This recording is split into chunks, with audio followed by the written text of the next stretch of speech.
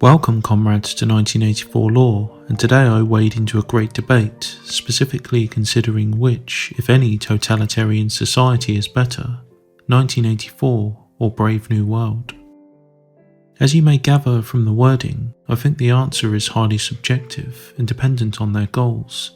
So I think the most useful thing to do is to assess each society's goals and try to conclude which has achieved theirs and can maintain their respective status quos the longest. On this basis, we can then judge which society comes out on top. As we are 1984 Law, you'll forgive a certain bias in starting there. In the novel, we have a clear enough explanation as to the end of it all, the ultimate goal for the oceanic elite, and, given they are essentially identical ideologically, both the elites of Eurasia and East Asia too, is absolute and eternal power over all, and especially over the so-called middle or educated class directly below them.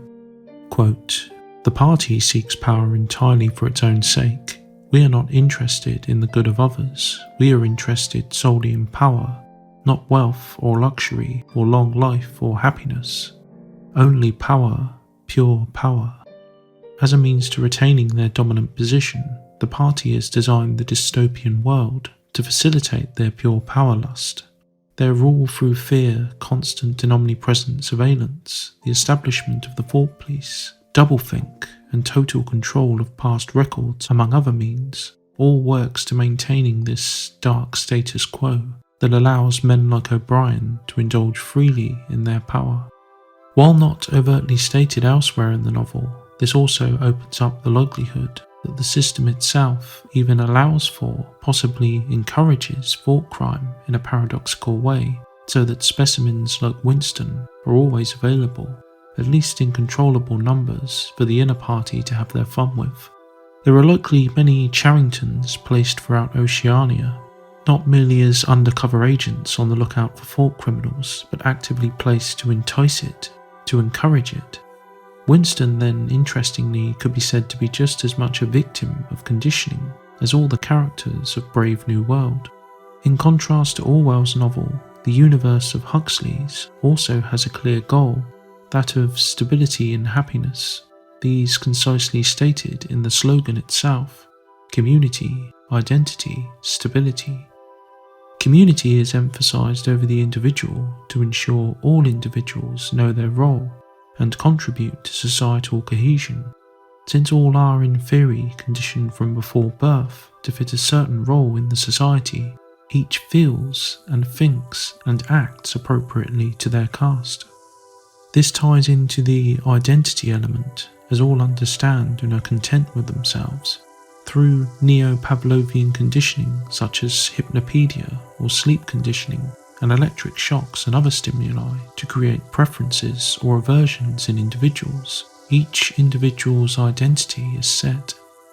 An example is given in the novel of hypnopedic conditioning of betas when a soft but distinct voice repeats, quote, "Delta children wear khaki.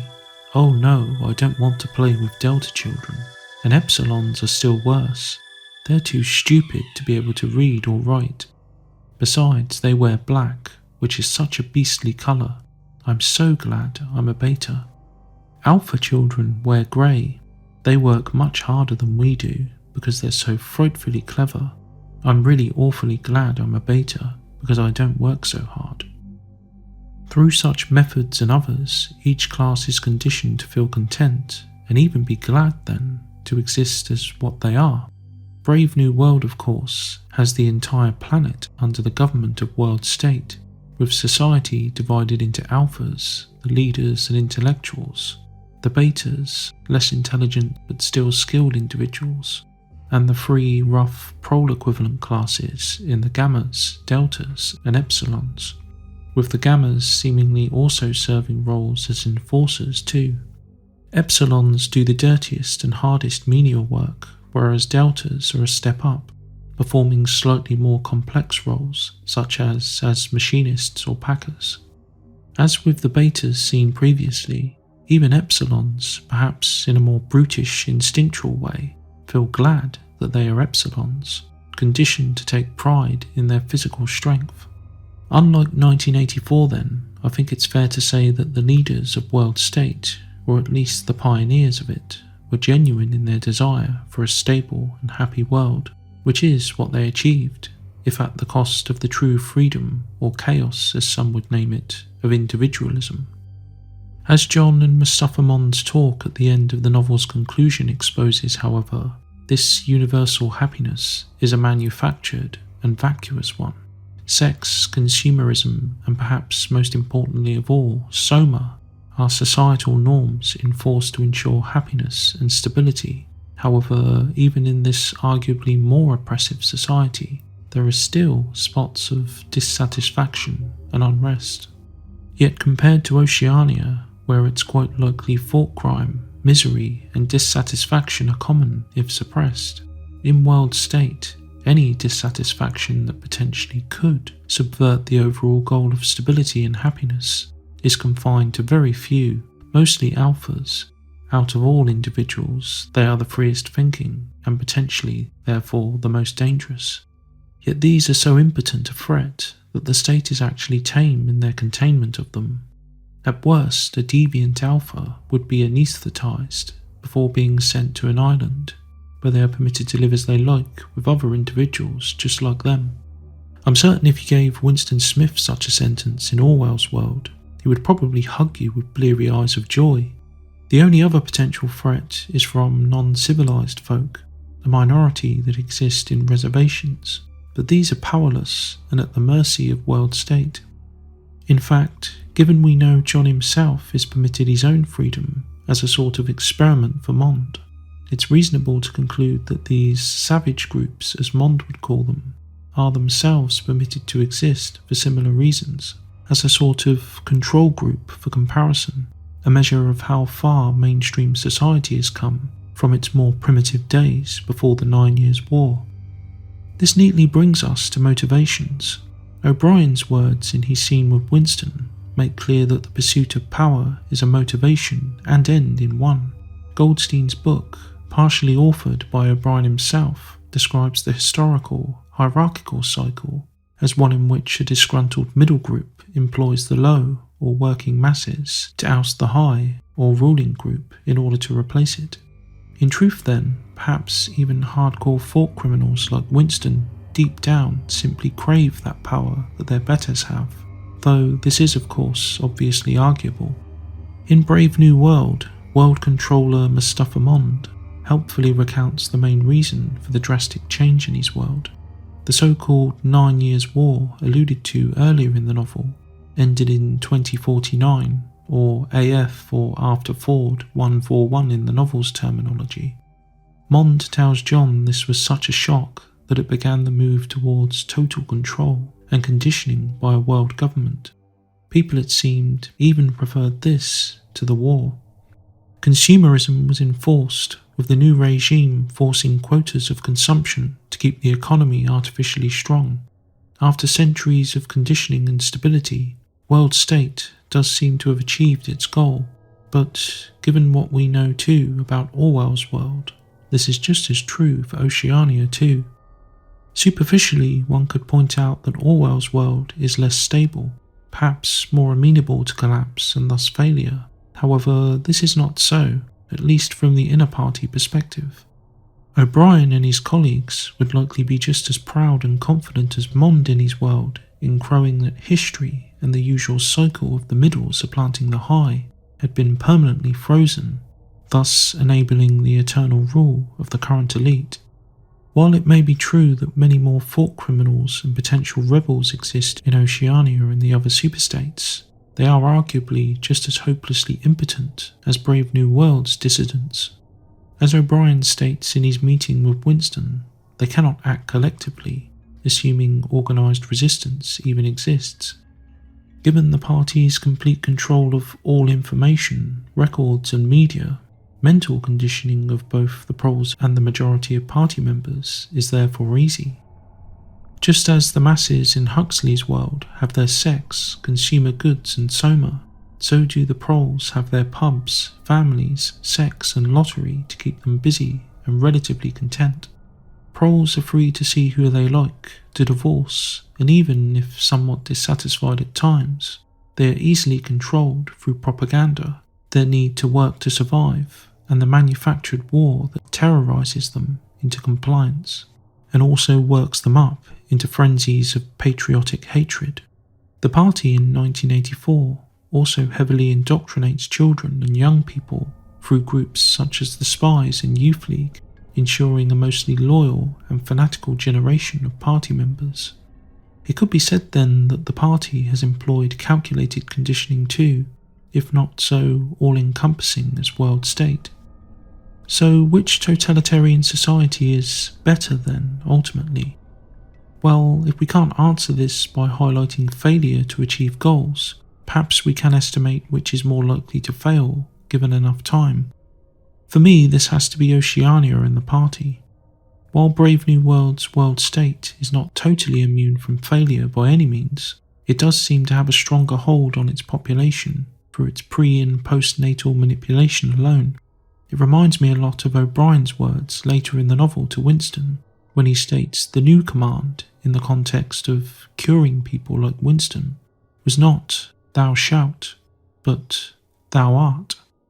Winston, of course, is successfully conditioned to love Big Brother by the novel's conclusion, but the very nature and goal of his society means that at least not everybody can be born or conditioned early on to love him.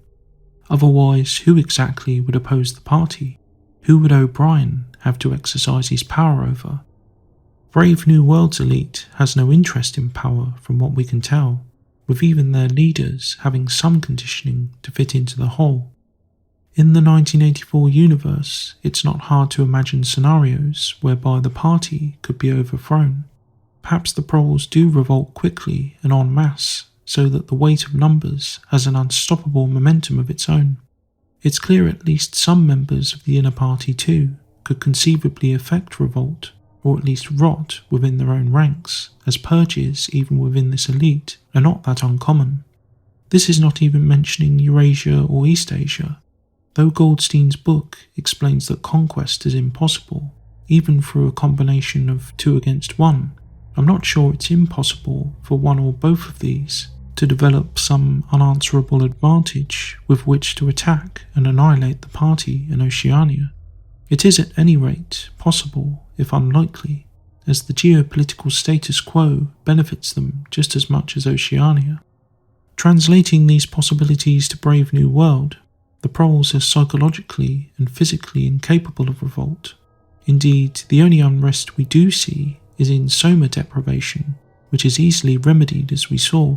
Indeed, from our own perspective at least, the gammas, deltas and epsilons are so conditioned that they would likely revolt against any attempt to change their lot, not in response to it.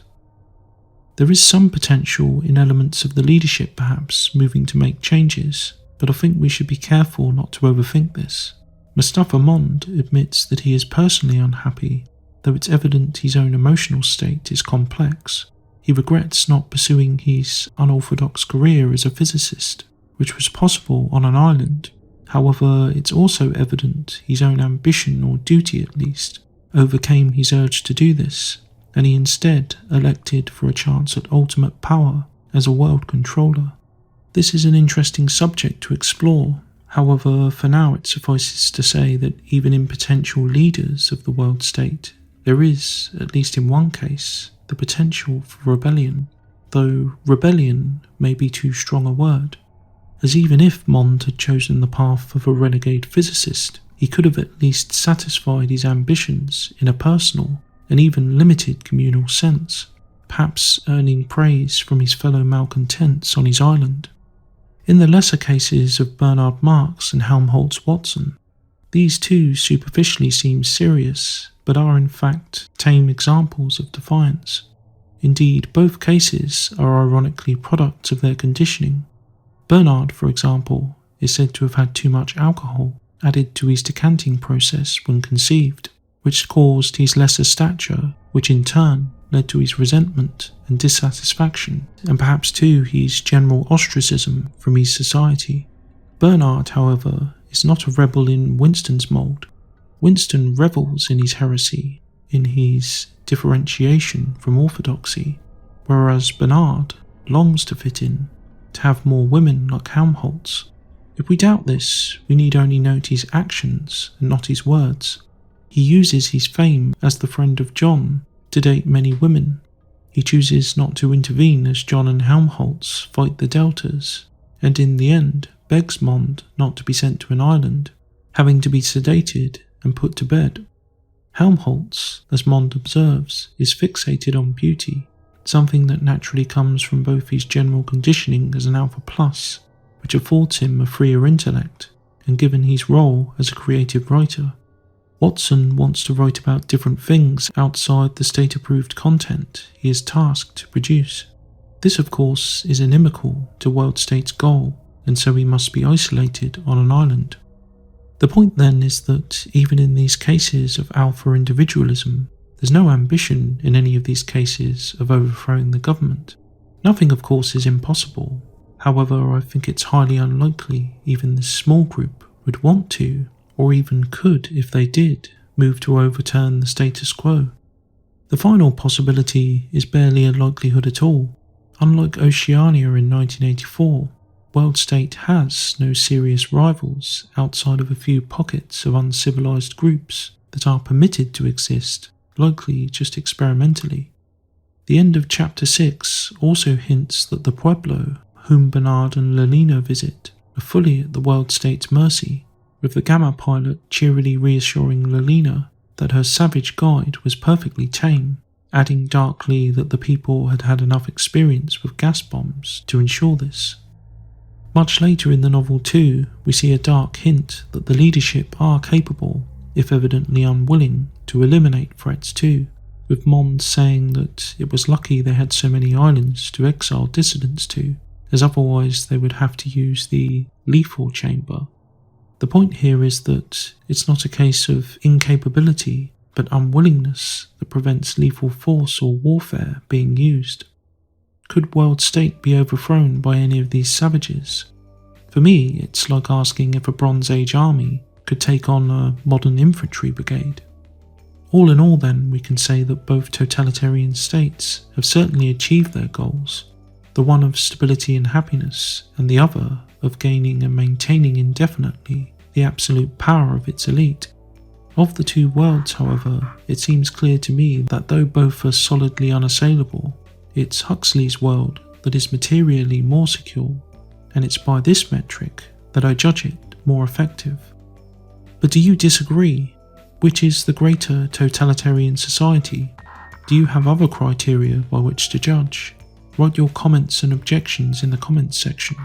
And remember, community, identity, stability, and, of course, Big Brother is watching you.